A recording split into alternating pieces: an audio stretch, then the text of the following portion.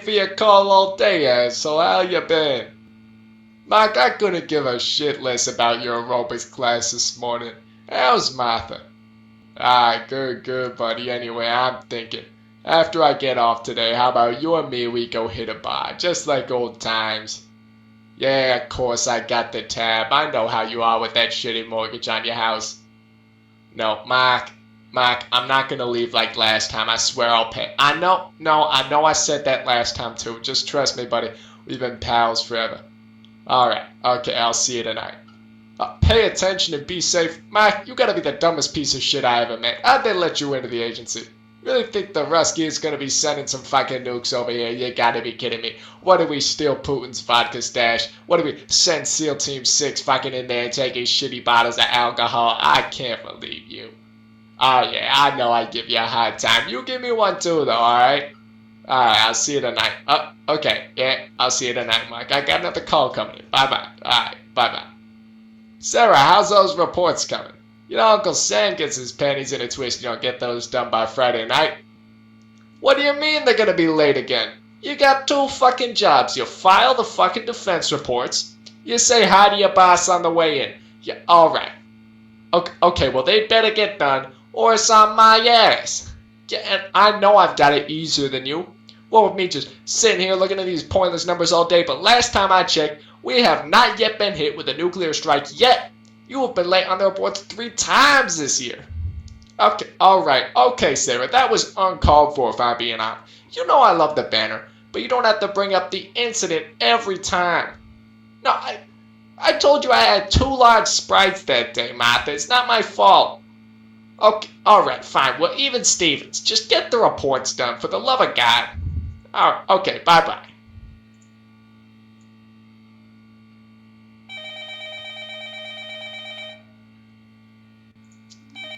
Hello, sir.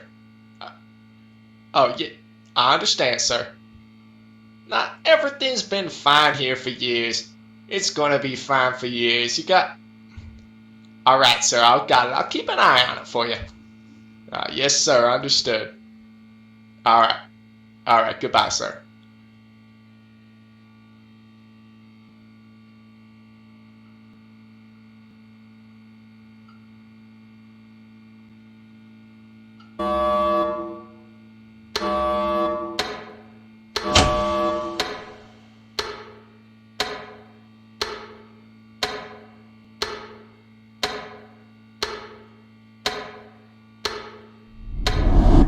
It's over.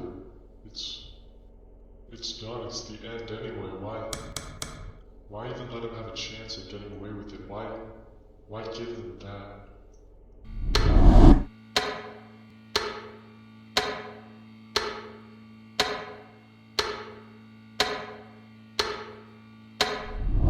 When you press that button, you become a murderer.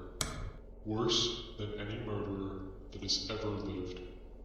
And regardless of why you press the button, you will become the man, the god really, who tears the souls out of millions of helpless, innocent bodies. Are you ready to become that god?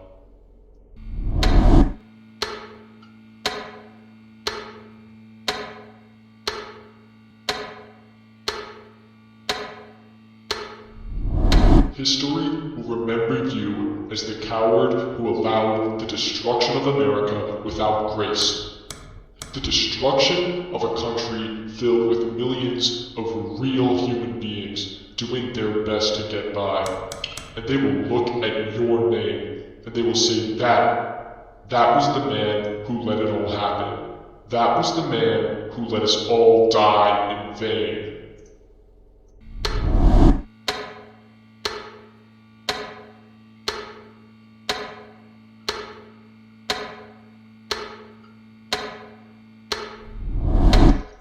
There's a young man out there. A good man. He lives in Pittsburgh. His parents passed away when he was young, but in spite of that, he made it work. He always remembered them, of course, but he eventually made his way out of the dark pit that he fell in. His whole life was consumed by dread and fear. until he met her. And she gave that man the strength he needed to pull himself from the depression which he suffered, to turn his life around. And now at the age of 25, in a few minutes, he's going to propose to her. She will say yes, and it will be the greatest moment of his life, the moment that made his life worth living, the moment he deserves. But it won't happen anymore, because in less than 2 minutes, he will be nothing but a burnt pile of ash, and he will die in fear and sadness, never having achieved the one thing which he sought for 25 years. And now, you won't even so much as give him the respect of avenging his life. Pathetic.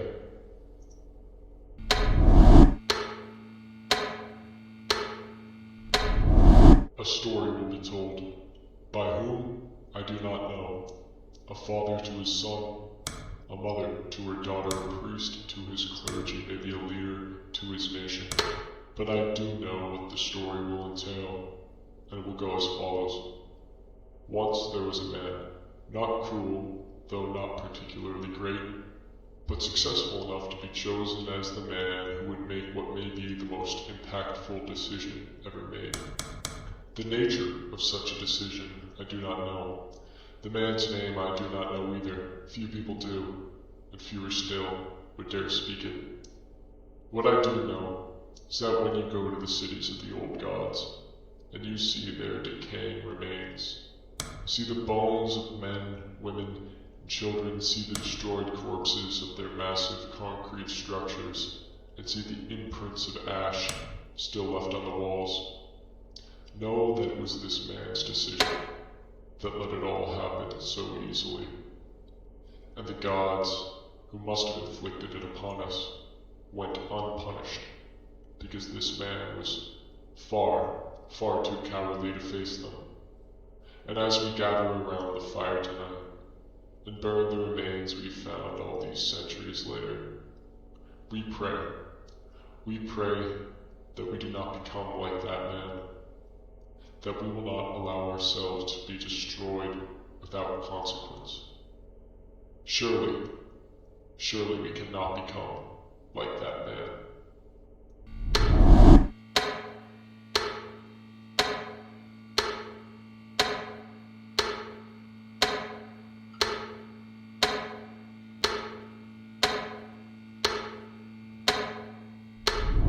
I understand that you may fear unleashing hellfire upon our enemies, for of course you do not want to hold the guilt, knowing it was you who had to level an entire nation in defending the dignity of the countless people who struggled through wars and oppression, who struggled through a revolution, and who struggled with all their might against the very nature of the human condition to right the many wrongs which they committed upon themselves. But you are, by all moral accounts, bound to at least one action, if not to unleash the might of a god upon a land, unleash the might of a god upon the men that began the end of the modern world as we know it. Of course, we know where they're hiding. One missile, one target, one small group, of whom must be the most cruel men in the history of the world, killing only those who caused the greatest catastrophe possibly in the universe, if we are all whom inhabit it. Fire one missile of pure and righteous justice at those men. You are bound to it.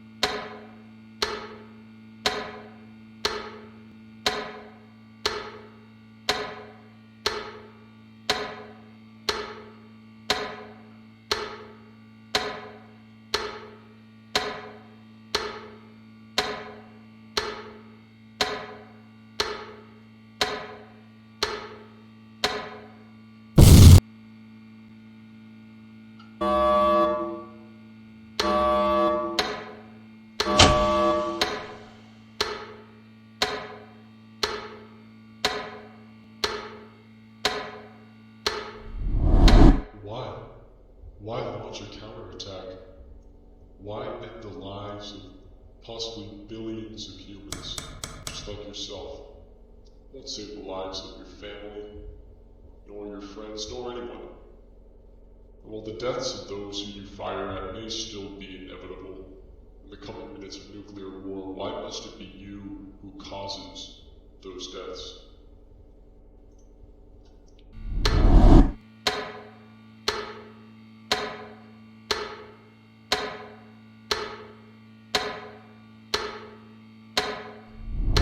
When you press that button, you become a murderer, worse than any murderer that has ever lived. And regardless of why you press the button, you will become the man, the god really, who tears the souls out of millions of helpless, innocent bodies. Are you ready to become that god?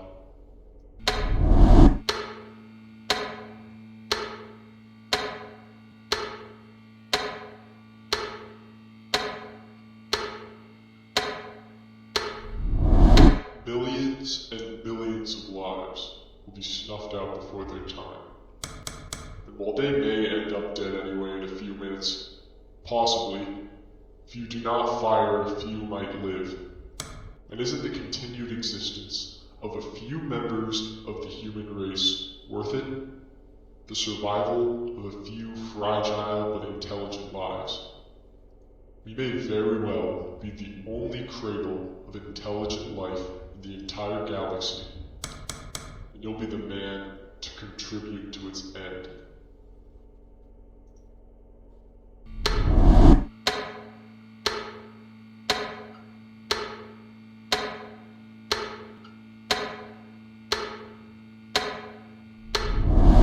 There's a man who lives in a large Russian town, a town that will soon be removed from existence, along with all of its inhabitants. It's inevitable, whether it be India, China, or Pakistan who cause it. That being said, there's a man who lives in this town, and along with the rest of the town's inhabitants, they'll be ignorant to their coming deaths, until a few moments before they happen. Anyway, this man was a good man. He helped his community survive in the harsh winters, and worked an honest job all his days. And there was a girl who lives in this town. The man had fancied her since they were both kids, playing in the snow together. As they grew older, they grew closer, and a beautiful relationship took place. It was this relationship that gave the man the strength he needed to be as good and as kind and as generous as he was. And in a few minutes, he'll propose to this girl, and she will say yes. And it will be the happiest moment he will ever experience.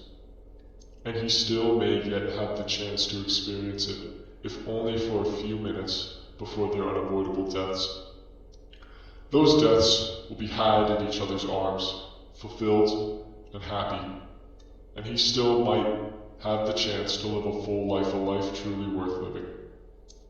But if you fire the counterattack, as that man is about to lower onto one knee, he will be engulfed by the fire and power of a bomb filled with 23rd century technology mistakenly discovered before we were yet mature enough to wield it. And he will die with disappointment and fear, and she will die with sadness. And there will be countless other stories which go the exact same way. And it will be you who caused it all.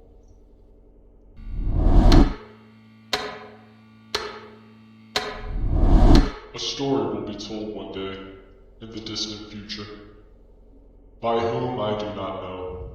A father to his son, a mother to her daughter, a priest to his clergy, maybe a leader to his nation. But I do know what the story will entail, and it will go as follows. There was once a god, a cruel, cruel god, a god who was given the responsibility by his almighty peers to make a decision that would change the future of humanity forever. The nature of such a decision few people know, and the name of such a terrible being fewer know still. And I know not a single man who will utter his name. but the consequences of his decision are quite evident. When we travel to the cities of the old gods, with their pillars of steel and stone reaching to the heavens, with what must have been unbelievable, unfathomable technology at their fingertips, and we only see the mangled corpses of our ancestors and the decaying ruins of their lands, we know that it was this God who caused it all. And when you walk along the paved roads to see the bones of a child partially buried in the snow, you will remember this is the God who has caused it. And when you see those who hide their mutated faces behind cloth shawls, you know that it was this God who has caused their curse. And as we gather around the fire tonight, and pray that we may all survive to see the sun rise once more, we are reminded that we must never become like this God, that we may never fall into the cruel and unrelenting ways in which he lived. And we must be stronger and far wiser than he. For if we become like this God, surely we will not survive for much longer.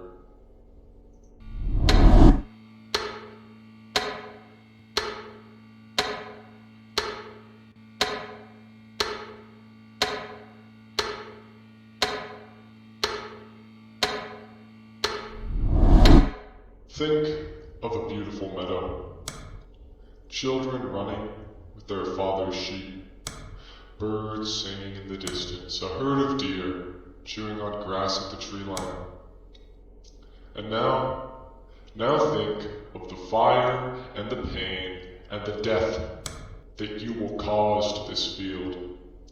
The burnt skin peeling off the faces of the children, the sheep becoming engulfed in flames and screaming out in an all-too-human manner, the trees being ripped from their roots and the grass torn from its position.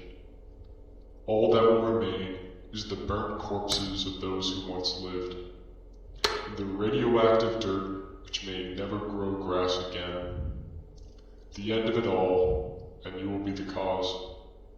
The very, very real end of the only known instance of intelligent life to have ever existed will be gone.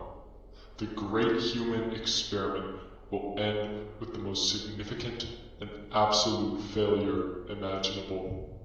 And it will be you who contributes to its end, you who may be the most unwise person, the person to end life.